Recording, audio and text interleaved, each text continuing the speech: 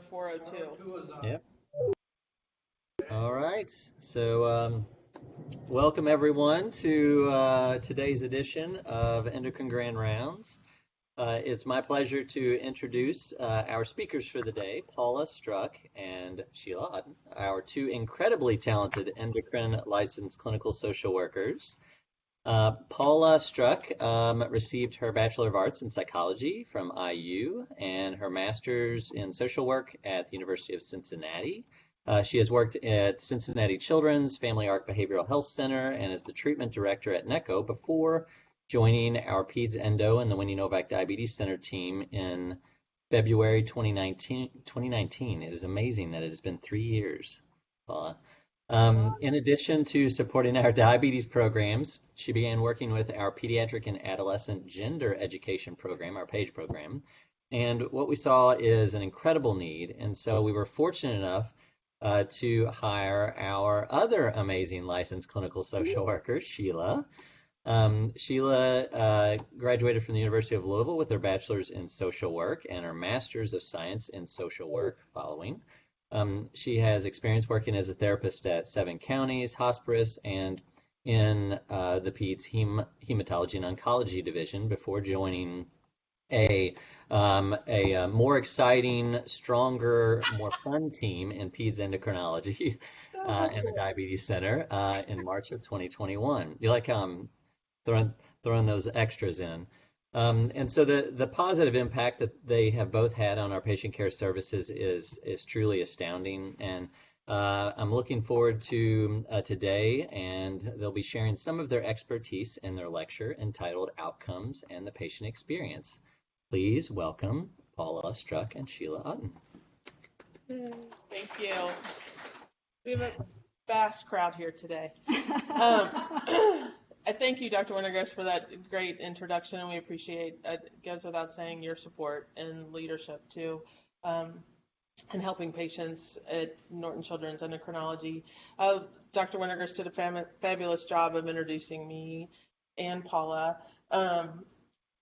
So I think it's important to note that we do have experience in obviously licensed clinical social work and providing therapy and other services in the clinic with our patient and families. And what we're going to talk about today, we have no expectation of anyone after this presentation to be able to do a full-blown therapy session or manage any really challenging behaviors. So that's not our intention to accomplish today. Our intention is just to give short, brief interventions to empower the clinician and other providers to engage, evoke, focus, and plan with patients to steer them towards success, which is what we all want. Like Dr. Werniger said, we are going to talk a little bit about the patient experience and the outcomes. And I think part of that, and we'll get into that further, but creating a good patient experience also affects us as the clinician and the provider. It gives us a sense when we leave for the day, we did have an impact on a patient. We did help in affecting change for positive outcomes, and that we do have a positive impact on our patients, which is what we all want, right, is to feel satisfied in our job. Our hope today is to give you strategies to make these goals more attainable for you and your interaction with patients in whatever setting that you find yourself in. Okay, so we'll get started. So conflicts of interest, we have no disclosures to report, except that I like beaches and I'm craving sunshine and blue skies, which I don't know if that helps you at all. Learning objectives, so we're going to talk about the positive patient experience and how there are impacts on patient outcomes. We're going to talk about a few interventions that are evidence-based that we can implement to help create that positive patient experience. And we're also going to talk about, like Sheila said, how the positive patient experience goes beyond just the patient and their health outcomes, but also impacts the provider and the organization as a whole. So I think the first thing to do is to define what we mean when we talk about a patient experience. It's not a typical patient experience where you think about getting that survey where you're asked questions about, how was the referral process? What was the wait time? How was the courtesy of the staff? We're really talking about the interpersonal relationship and the quality of the communication between patient and provider. Sheila uses this phrase that I have adopted as my own of feeling heard and understood and feeling that concerns are being addressed. But really more that means feeling that concerns are being explored with their treatment, because our goal is not to resolve the concern. It's very unusual that you would just be able to fix a problem when a patient's struggling with managing a part of their health in a 20-minute visit. So what are some of the ways that we look at improving the patient experience? Well, we often use a model called motivational interviewing. It's an evidence-based model. It's patient-centered. It's empathetic in its approach. And it can help us to develop intrinsic motivation when people are really struggling and help us to problem solve and promote self-directed behavior change.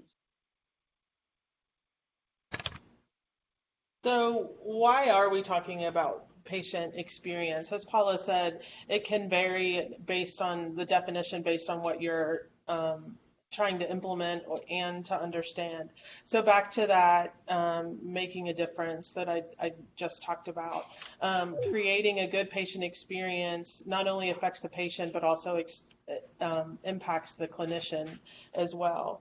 So my experience in dealing with children and families in crisis, and especially specifically to acute and chronic medical conditions, I've learned that connection and authenticity in patient care makes a huge difference. It creates a relationship between the clinician and the patient. And I'm not talking like full-blown, they're going to come house sit for you, or you're going to cook food for them, or anything like that, but just to be heard, to feel valued, and like Paula said, to feel supported in that your provider actually does hear you and care about you. And building that connection allows providers to gather valuable information to not only improve patient experience, but also improve their outcomes, which again is why we're all here. Having a patient to be heard and understood and supported is accomplished through empowering the patient to be able to share what they think is their challenges are, or what possible things that could help them to improve their care and their situation. They have the knowledge, we just have to find it. And that's a typical term that I know, Paula, both of us that have gone through social work education and training, is that people have the answers themselves. It's just up to us to try and figure it out. And that's all part of what we hope to try and accomplish today. So how does the patient experience or motivational interviewing impact health outcomes? So there's numerous studies on this. We just pulled a handful because we know anecdotally that the strength of the interpersonal relationship between the provider and the patient, we know that can impact attendance, and it can impact communication and trust, and eventually impact health outcomes. But we wanted to kind of show you just what some more recent articles have said about it. So here's one study that measured motivational interviewing with self-management of diabetes, and found that an increase of self-efficacy, healthy lifestyle and behavior, and even decreased A1C in teens was a result of, I think, 6 MI sessions, which of course we're not talking about 6 MI sessions with you all. But we also found another article that was about patients with TB improving medication adherence and treatment success. And then another article that MI guided by an adolescent's personal characteristics, motivations, and perspectives. It was particularly well suited for periods of shift in their diabetes management and behaviors, navigating adolescence into young adulthood. So these are just a few of the studies that we found that supported it. And one thing I think that's important to note, especially that last research article is those transition times, which we all deal with when they're first diagnosed, or when they go in pediatrics, when they go into teenage, or even when they go into young adulthood. We see in pediatrics a lot of transition periods in that time, and also transitioning from peds to adult. Those are very specific times where we may not be aware of what their challenges are, but they're aware of their challenges because they're living it every day. So that's where it's particularly important. I also want to note that our presentation is diabetes heavy today, and that's just because we both have overlapping experience working within that, but really motivational interviewing can be implemented in a variety of realms, in a variety of settings and capacities. You could use it both professionally and personally and have really good effects on your children. On your friends. And I find it interesting because the model I wanted to tell you was actually developed in the early 1980s by two psychologists who were trying to figure out how to work better with ambivalent people with substance use issues and helping them sort of arrive at conclusions for their own care and treatment. So it really is a universal skill set. So what is motivational interviewing?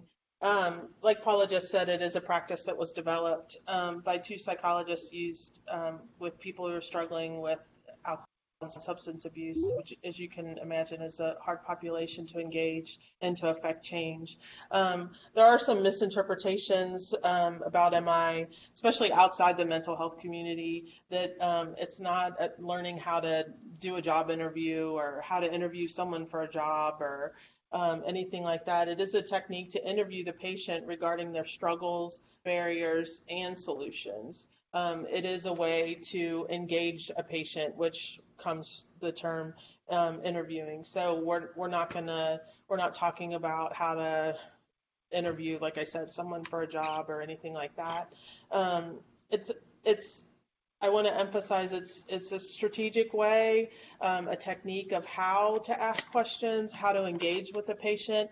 Again, we're not talking about a full-blown therapy session. We're not here to induce any anxiety in anyone and think, oh my gosh, this is one more thing I need to document in Epic. There's not a separate form for this or anything.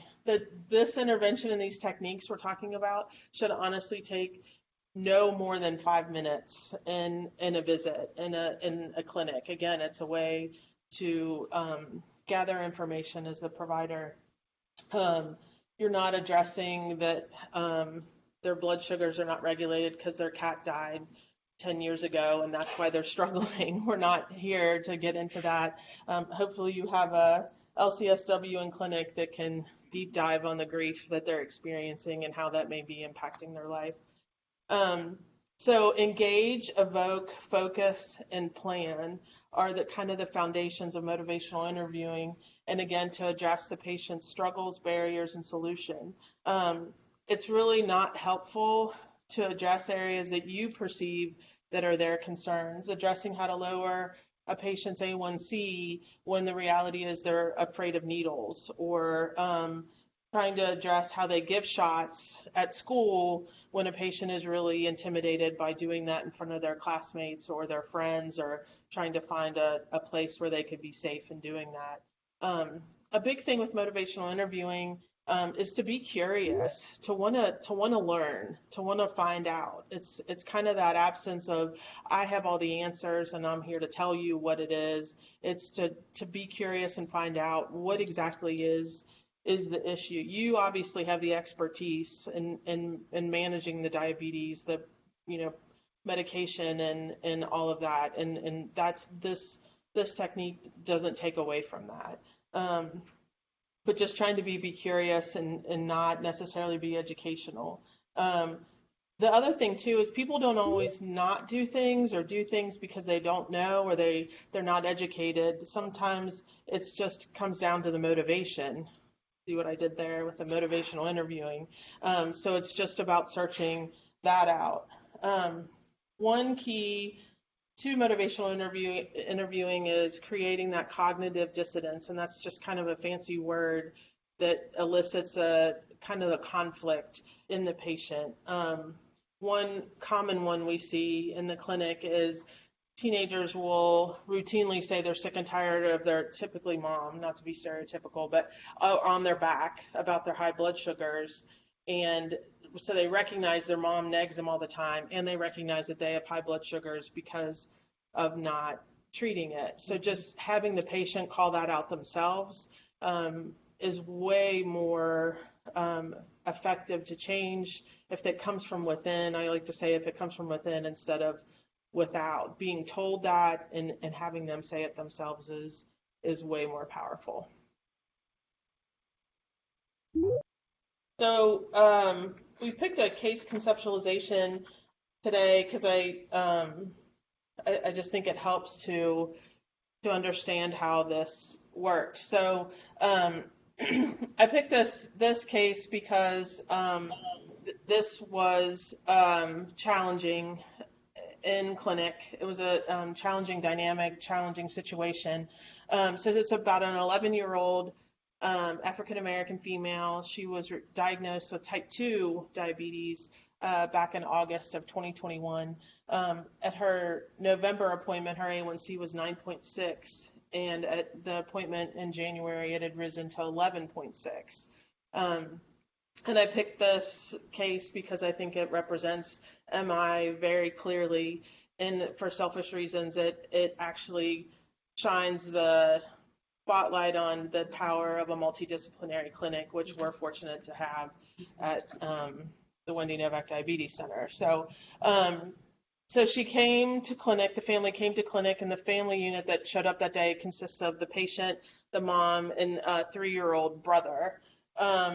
I met this family originally back in November, so I will, to be fair, share that I did have a little bit of rapport building with the mom back in November, and I was originally called because mom had requested therapy for her daughter. So I went in and met with them and talked about that, and it was decided at that time mom was going to call school to see if therapy could be provided when the child was at school. But before this appointment, the nurse practitioner that was going to see this family came and talked to me because the staff that triaged her had expressed that mom was belligerent at triage, was rude, and brother was very active during trying to triage the patient. So I encourage a nurse practitioner to utilize our child life services to help kind of manage brother, so the nurse practitioner could focus on patient and mom. Shortly after, when nurse practitioner initiated the visit, nurse practitioner and child life came out fully exasperated with the behavior that was in the room. The nurse practitioner could not even try to gather information. Mom was extremely defensive and belligerent, and patient was really hard to engage. Patient has not been taking medication. She was on oral pills for metformin and insulin and was not doing either one of those. And the nurse practitioner had tried multiple times to either gather information or offer solutions, and it was just impossible to make any headway. So like it says here, the patient A1C, mom was combative and defiant with staff. Patient was obviously displaying anxiety. She was actually on her laptop trying to do NTI, which when I walked in the room showed me patient is conscientious. She does care about her and wants to do a good job, but she was also very anxious. Patient had been non-adherent really since diagnosis, the beginning when she was diagnosed in August. I just want to say she was diagnosed, school nurse checked her blood sugar, found that they were extremely high, and patient ended up in the ED, and that's how she was diagnosed. Patient and mom struggled with communication, were blaming each other for the non-adherence. It would be, will you, and then mom would always, you see how she's looking at me, you see, it was just, if you work in peds, I don't want to say it was a normal day, but we're used to challenging dynamics. So and I came in with a nurse practitioner and child life. So starting off with what Sheila did in the room, rapport building with mom, joining, empathizing, and positive reinforcement. Can you talk about what joining is and how you did that. So I walked into the room, and they were in a room where mom was sitting on a bench. So I walked in and sat down next to mom. And I think I pay attention a lot to body language and just physical space. And it's really important, especially in conflicted, high conflict appointments, sometimes even just the presence of being someone head face to face, right, can be challenging. So even just being mindful of where you put yourself and what your body language is. So like I said, patient was trying to do NTI. I talked to mom about, oh my gosh, that has to be challenging to have a child. I can't even imagine what it's like with school. And clearly you've raised her to value education and again, join on common ground and also provide positive reinforcement for that behavior. So the next thing is agenda setting. Can you talk about what that is and that you helped the patient determine what she wanted to address? So why was it important that you gave the patient, I guess, the power or the autonomy to set the agenda? I think that's really important, and that's actually one of the foundations of motivational interviewing. For me to come in and say, you need to do this. I mean, we can work on a lot of patients, but there's some, for her, just asking those open-ended questions and exploring what's important to you.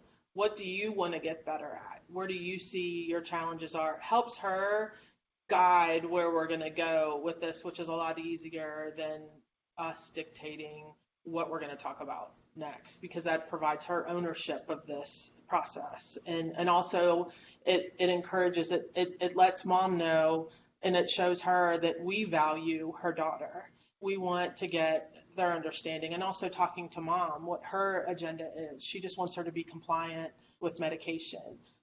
So again, listening to both of them and honoring what they talked about.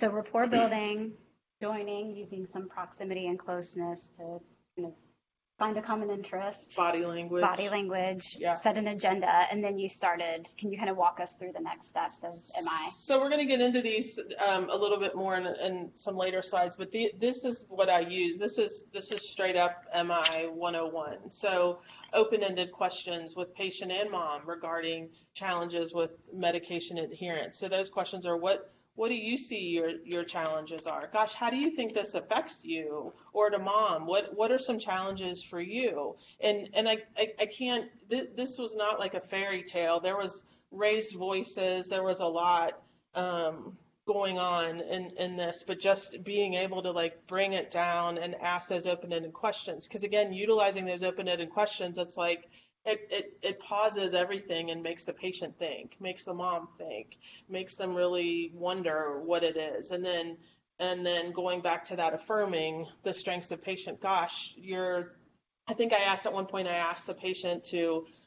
close her laptop because she was trying to sit in class, and she noticed or notified the teacher she wanted to raise her hand to if she could step out of class. And I praised her for that, of being conscientious. Also praised mom for raising a daughter who was conscientious to think about the teacher and how she values education.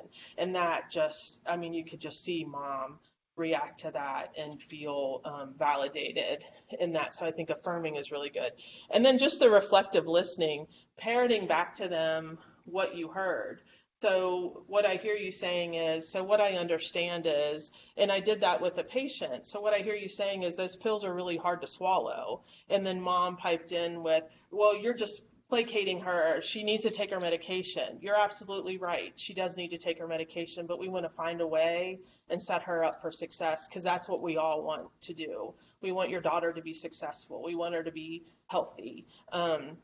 And then in summarizing what the patient was struggling with, what mom was struggling with, and some of those solutions that were important. So utilizing all of these techniques, what we learned at the end of that visit was the pills were too big for her to swallow, so the nurse practitioner switched her to liquid metformin. We also learned that it's hard for her to give her shots because the insulin burns and how she does it. Child Life was already in the room, so they overheard all this. So she was ready to go. She was ready to talk to her about shots, how to placement, other techniques that could be helpful in that burning. And the other thing too was she doesn't like checking her blood sugars. So we talked about Dexcom, the CGM. Again, Child Life was already in the room. She was able to step in and demonstrate the Dexcom for this patient. The other things we learned through these open-ended questions and affirming with mom was recently, her shift recently switched from first to second. She was absolutely terrified that she wasn't going to be there for her daughter to help manage her diabetes when she's at home from school. We also learned that a very close family member died over Christmas break from sugars. And mom voiced through tears, she was adamant she did not want to bury her daughter, and she was scared. And so through these techniques, we learned all of that stuff, which gave the nurse practitioner more information. And also, too, it ended up mom apologized profusely for her behavior and that she was scared and she is worried about her daughter. And so utilizing these rapport building and this MI technique was able to bring all of that information to the surface. So again, her needs could be addressed, and we got a solid plan on how it ended up. Even mom was willing to pay $3 to flavor the metformin, so she will take it. So we went from she just needs to swallow the damn pill to we'll pay to have it flavored for you to take it. So it was really, and that whole intervention, that whole thing, it sounds like a lot, was probably 10 minutes. I mean, it didn't, like I said, it wasn't a full-blown therapy session. So, yeah, it sounded like a long 45 minutes or something interaction because a lot happened that we sort of miss, I think, when it's going on. But so the question is, but what can I do, right? Because it's not going to be a full-blown therapy session, and we know that you have other responsibilities and expectations as the physician or nurse practitioner or other provider. So the ORs that Sheila already talked about. So open-ended questions is the first one. So that's the invitation for the patient to tell us about their experience without being led or directed. An example of that, this is a very basic example, of course, but what do you like or not like about school versus do you like school? Basic open-ended questions. There's certainly a time and a place for closed-ended questions, yes or no questions, especially when you're trying to just get to the heart of some of the things that you need to assess and document.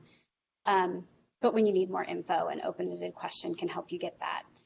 Affirmations, these are statements or gestures that recognize that individual's strengths and maybe even acknowledge some sort of indication of change. It can be as small as I appreciate your willingness to be honest today, or your willingness to talk with me today, all the way up to kind of a more personalized affirmation, like you are really resourceful with figuring out how to work in that extra blood sugar check each day or whatever, the past 2 days. So those are two starting places. The third R, the reflective listening. I feel like this is where you really get your bang for your buck.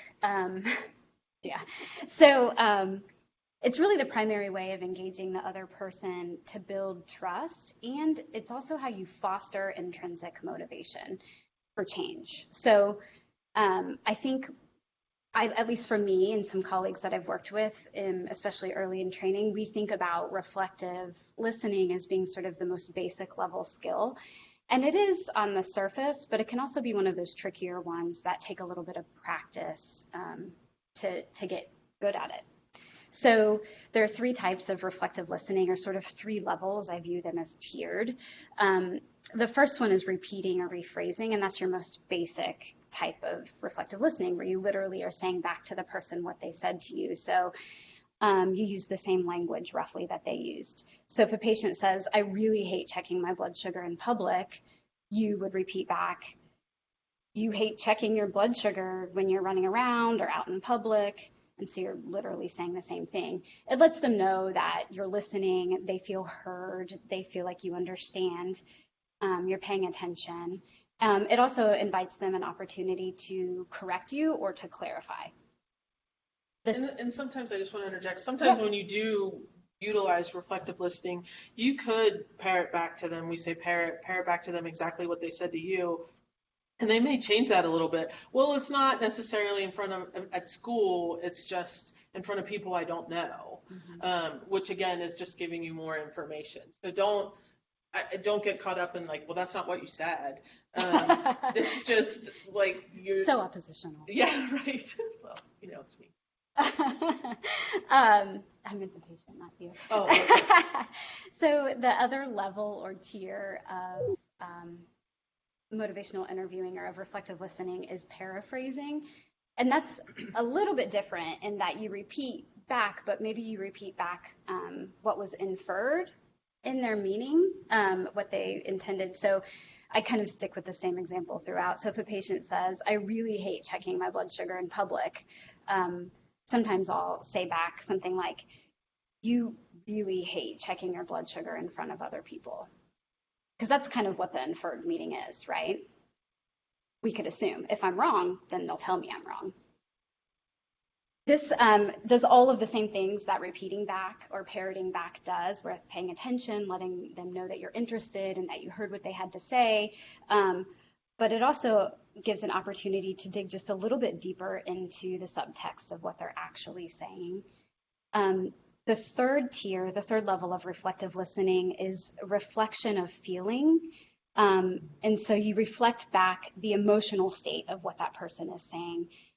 So we'll stick with the same example again. If the patient says, I really hate checking my blood sugar in public, I could say back, checking blood sugar in front of other people is embarrassing and really uncomfortable. So this is the deepest level of reflective listening. It can open it up so you have an opportunity to dig into kind of the underlying thinking and emotions that are challenging them with checking their blood sugar when they're out or at school or whatever. Sometimes it can elicit an emotional response from the patient, and if you haven't done just a smidge of rapport building, which we're going to step into next, sometimes it can feel a little too invasive right off the bat, right? Oh, you're jumping into my emotions and my feelings, and I'm not ready for that. And you'll be cued into that pretty quickly too, because they'll go, oh, and they may shut down or become guarded. So using that one, as you get a sense for how things are going in your conversation, because it's powerful. I also think it's important, sorry to interject here, what you said before about what is your responsibility in all this, and you're not responsible for managing those feelings for them or to fix those feelings. Well, it's just really embarrassing. Oh, don't be embarrassed, or it's okay, or anything like that. That could maybe be a clue in for you that maybe they do need additional support from a mental health professional, someone else to come and talk to them, or maybe would more education help or something like that. But just it's going to be hard. I'm just going to be honest, to not get hooked in there, to get those feelings of like I need to do this. Yep. Yeah. Good point. Thank you. And so finally, the S is the summary. So this is sort of the wrap up or transition. Again, really, this is like a 5-minute or less conversation.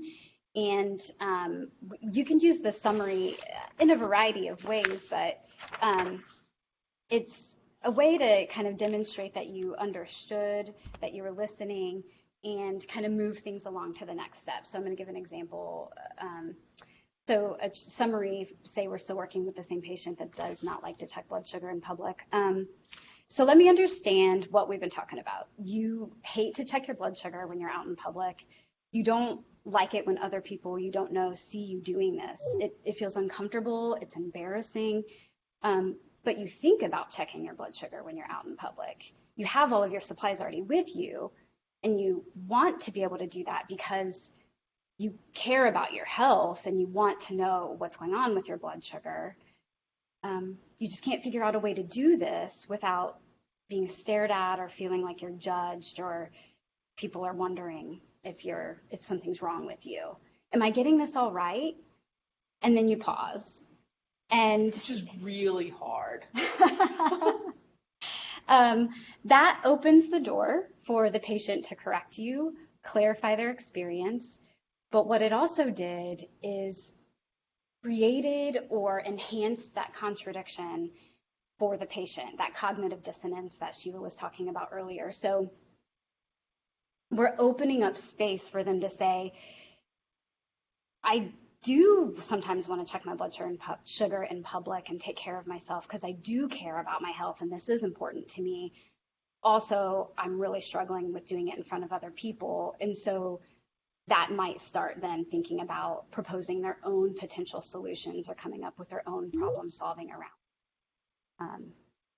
So just think about that in those brief interventions, all the information that you've gotten from the patient that you've learned as a clinician to tap into your expertise of how you can most benefit this patient. And already, we haven't even gotten to rapport building yet. You already are letting that patient feel heard, feel supported, because you have demonstrated that you understand what they're thinking, and that they're doing well, their progress is important to you because you're taking all this time and developing that connection. Okay, so rapport building, which we already touched on, this is actually, I would argue, the initial stage of motivational interviewing before you can jump into the ORs. So it preps you for MI, and it can be very, very brief, and it can be sort of unspoken, right? So Sheila found common ground when she mentioned joining with mom about the burden of NTI or about parenting an 11-year-old child and the stress of work, right? Ask those open-ended questions. Be warm and friendly, but be true to yourself. Sheila and I are very different in our dispositions, but we we both have found a way to try to present as friendly and warm. Well, it just might look very different in how that comes across. Use proximity and posture. So if you're standing there with your arms folded, or you have, what's it called? A clipboard? That's what it's called. A clipboard to your chest. That communicates something very different than if you're standing with your arms out, your chest open and broad, or, you are even leaning in a little bit, perhaps, to show interest. And I think it is challenging because we're all trying to document in the visit. Well, some of us are, but being mindful of sitting at the computer and just kind of looking over at the patient instead of like pausing, turning your whole body to that patient, having an open posture means a lot. Like, they're paying attention. Like Dr. Winiger said, I used to work for Pediatric palliative and hospice care, and so we had a lot of patients that were in and out of the hospital, and there was one specialty that a lot of our patients love this one doctor. And I said, what is it about him? And they said, when we're in the hospital, he's the only one that comes in and sits down and talks to us. And I said, okay. And they said, that lets me know he cares. He's taking time to talk to us. And I said, okay, that's really good feedback. So I went to him and I said, hey, I have some feedback from patients. Can I share it with you? And he said, yes. And I said, they said that they really appreciate how you come in the hospital room and sit down, and they feel like you take a lot of time with them. And he said, that's interesting because I don't spend any more time with them than my colleagues do. And I said, but it gives that, I don't want to say illusion because that's not fair, but that impression that you are there, you are present, and you are open to hearing what they have to say, which, again, back to that patient experience. Yeah. So there's one other one that I want to touch on directly. So one that I think Sheila and I both use, which is a lot of humor. Sheila uses a lot of sarcasm. I think it's a second language for her, but it works for her, and it's effective. It's a useful tool to joke, and it quickly builds rapport. So we're almost wrapping up here. So I just want to give one little brief example again. This was a 90-second intervention that I want to tell you about recently. So I was called to meet in with a family that was really struggling. It was a 16-year-old female, and she was actually getting ready to be admitted because they were having a really difficult time with taking care of her. So when I walked in, the room was very somber. Everyone had tear-stained cheeks, and I could get a sense for what had been happening pretty quickly. So the nurse practitioner walked me in and introduced me. And after the nurse practitioner left, I noticed that all of the family had on UK gear. I don't know who I'm about to bristle with this conversation, but standing in a UofL facility. Well, so I say, I'm actually an IU fan. So I say, they had on the hats and the hoodies, and I say, hi, I'm Paula. I'm a social worker. I'd really like to spend some time with you to figure out, how we can work together to support you right now. So I'm an IU fan. Is it safe for me to sit down in the room with you right now? And they all sort of chuckled and laughed and said, yeah. And then I said, I guess I won't hold it against you all that you're UK fans. And at least for the next 20 minutes or so, can we agree to come together? And they laughed and said yes. So I pulled a chair up around to the patient. I sat right next to the patient, and I was able to dive right in and dig really deep. Just for that one little tiny bit of humor, I found common ground, talking about sports fans, used proximity, and then I jumped right in with an open-ended question. I said, so what's going on? I hear things have been really challenging lately. What do you think is going on? And I posed it directly to the patient. So again, it can be 5 minutes or less. That was literally a 90-second interaction.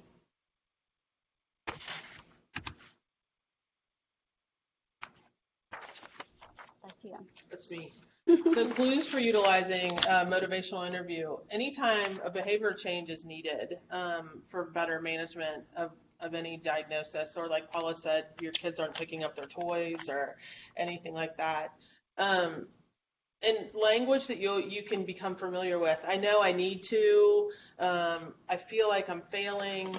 We hear it all the time. I always forget, and in my head I'm thinking, you've been diagnosed for 15 years. How do you forget? When it's really not that they forget. It's just that they're not. Again, back to that motivation. They're not motivated to do it. They're motivated to not do it, but they're not motivated to do it. Patients are usually defensive when talking about poor lab results. I stress repeatedly to patients in our clinic, we are here to help you be successful. We are not here to judge. We are not here to shame. Sometimes it can feel like that, and that is not our intention. And I can't tell you how much that helps in talking with patients, that we want your child to be successful. We want to do whatever we can to help them be successful. And that's why we're here. So any of that language will kind of clue you in that MI may be effective. Oh, I don't know if we need to go through these one-on-one. You want to highlight a couple of your favorites? My favorite is, you've had this diagnosis for a while, so what do you think your challenges are in managing your diabetes? You came up with a couple really good ones too. So. I really tell me about a time that you felt like this was going really well for you, and then what do you think made you successful at that time? And I also like that having them rate how they think they're doing with caring for themselves in whatever way. So, if you rated diabetes management on a scale of 1 to 10, 10 being perfectly following the management plan, how do you rate yourself for this? And then let's scale it, right? So why a 6 and not a 4? And that gives them an opportunity to tell you what they're doing right, and gives you an opportunity to affirm them and praise them. And then there's rapport building, and then we're opening up the door to then say, so why a 6 but not an 8? And then they jump right in for their goal setting, right? Or even say, why a 6 and not a 5? What keeps you from being a 5? Well, I do check my blood sugar, and that's when you're going to go in to be like those affirmations. Oh my gosh, so you are checking it before breakfast. Or it gives you more information. Okay. And that's it. Thoughts and questions. I guess. Yeah, just unmute to ask questions because we're not technological. Go to the stop sharing. Go to the stop sharing. Questions. I can do questions. Okay. Does Thank anybody you. have any thoughts or questions? One of the things that from the adult, Mm-hmm. so one of the common things that comes in, first thing they'll say is, oh, No, it's my fault. Ah, Okay? I'm not, it's Thanksgiving, Christmas, Mhm. this, that. So one of the things that we have a challenge is trying to convince them that the management of diabetes and success is not avoidance of medication, so that many of them, adding a medication is a failure on their part personally. Many of them take it very personally. They don't want to add medication, but adding issue that they need. They're having an A1C of 11.6, and many of them are even not even obese, so they're not even not tall and lose 50 pounds. So how would you deal with that kind of a situation? And if they have been saying this for 1 year, what do you do with that? Like every time you're trying to tell them to do something. And follow up, if you have talked to them 3 times and then the 4th time you're having the same situation, how would you deal with that?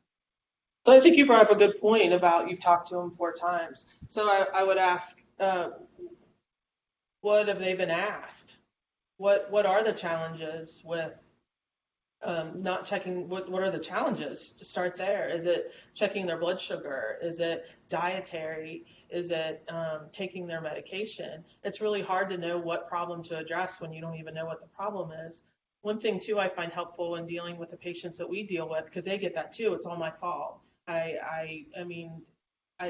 We get that all the time, and I like to say, let's leave the blame and shame outside, and we just want to get to solutions. We just want to find out where we can be helpful. But I think asking those open-ended questions, what are the challenges that you're having with this? What do you see as, what are you doing right? What do you feel good about? Again, back to being curious about the situation is what I would recommend. Yes. And also just to add to that, I think asking the question about that open-ended question of what would you change if you could change about this? If you just could fix one aspect of this, what would you try to change to make this easier or better for you? I think that'll maybe get them in a starting place to think about which direction they need to go to help them establish their own incremental steps toward change. We do have a question from the chat, sorry. Do you explain the disadvantages of not being compliant? In my experience, I find that most patients are already well versed on what the complications are of noncompliance of diabetes, and getting that information again isn't really helpful to what I'm doing.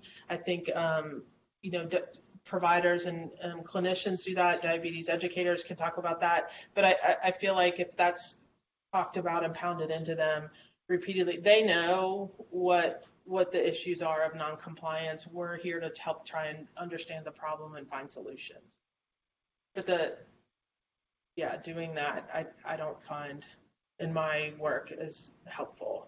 I think it is important, but yeah. Sometimes I'll partner with, say, like a diabetes educator or a provider when I'm talking with them and I find out, maybe there is a discrepancy in knowledge and they need to sort of see this longer, bigger picture view. I might say, you know what, let's bring somebody else in and have a chat about, these long-term issues or kind of what can happen with non-adherence.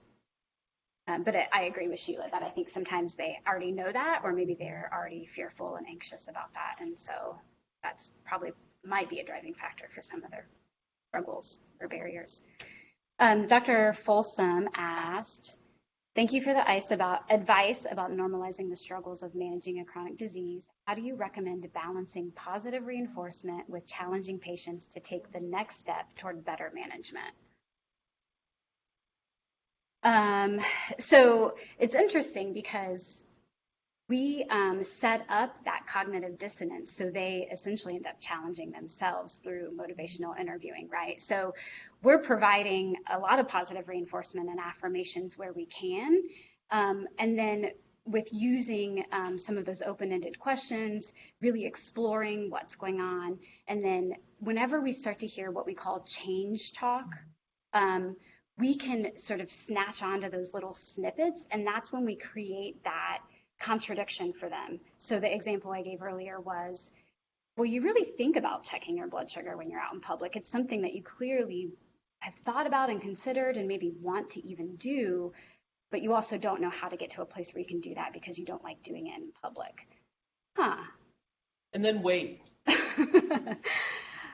So one I like to use that I hear all the times, especially with teens, is, oh my gosh, back and all of that. I talked about that before. So I'll sit there and I'll say, so what I hear you saying is you don't like your mom nagging you all the time. And what is she nagging you for? Because of my blood sugars. What about your blood sugars? Well, because they're so high. So is there a way that you could create an environment or a situation where your mom isn't nagging you? And then I stop. And usually it takes a little bit, but they'll be like, well, if my blood sugars were in range, then she wouldn't be nagging me. I'm like, oh my gosh, you're right. So I think calling out that change talk and eliciting that cognitive dissonance is like I said, if it comes from within, is way more saying, if you did a better job doing your blood sugars, your mom would stay off your back. But that's challenging as a provider because we want them to have that information and do the right thing or best decision. Great question, Dr. Folsom. Thank you. And then we just have another comment. Thank you for a great overview of MI. The motivation or goals for success is something I found very helpful with my young adult cystic fibrosis patients who struggle a lot with multiple medications and chronic illness. Thank you. Thank you for your comment. Anyone else? Questions? Comments? Okay. So are there any characteristics where there is group being called a system? I'm sorry, what was the question? I didn't. Is there a group of people, will the method be successful in all people, or are there characteristics that we can identify and say, I'll pay more attention to these groups so that I'm more likely to be successful here versus some people.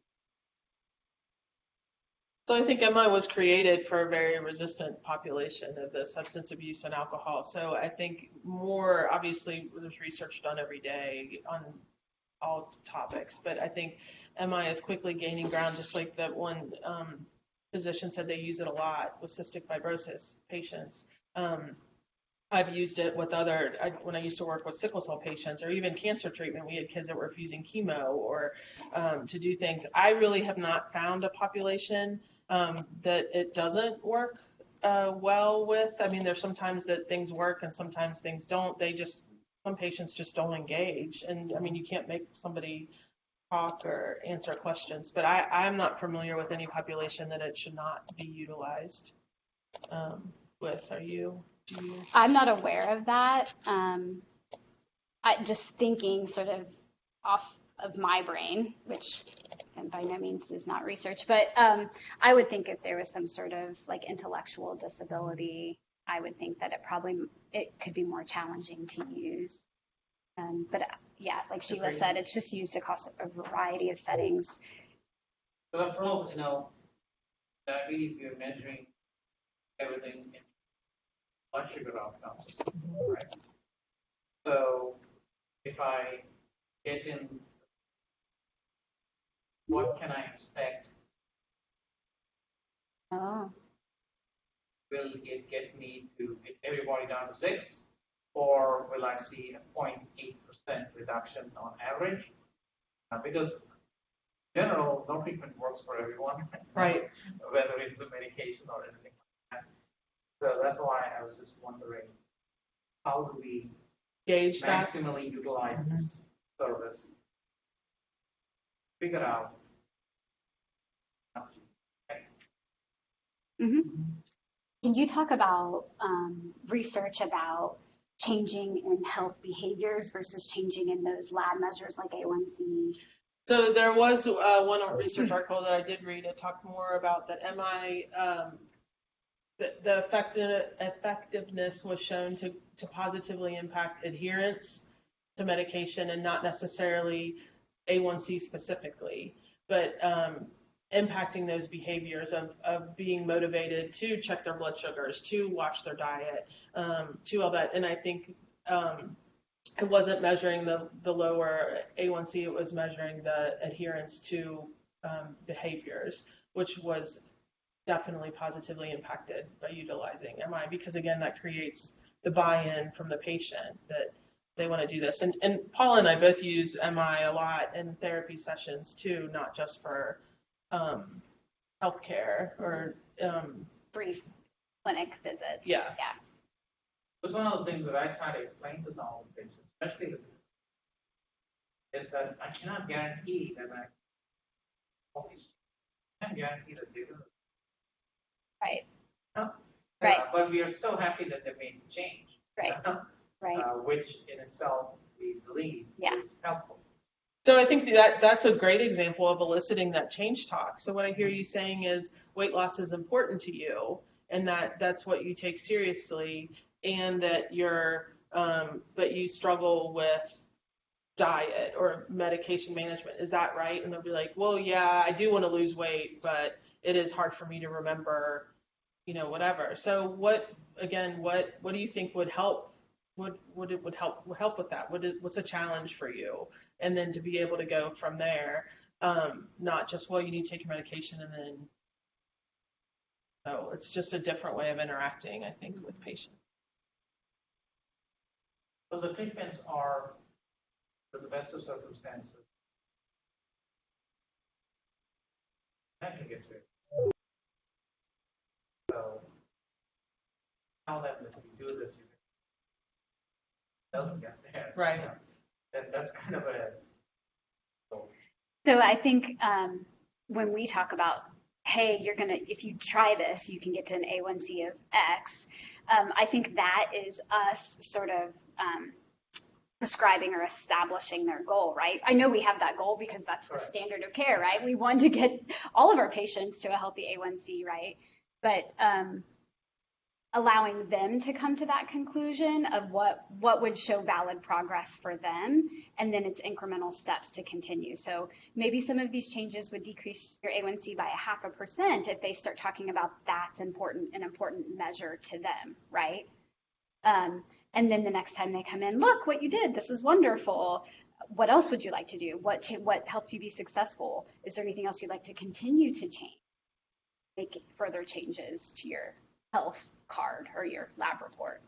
And I like to say with patients too, I can't guarantee that you're going to stay at 180 all the time, or your A1C is going to be below 7. But I can, if we can work to get you caring about your health and wanting to accomplish these goals that you've established, that generally people do feel better. I can't tell you how many kids that have done a better job of managing their diabetes that come back and say, I had no idea how bad I felt.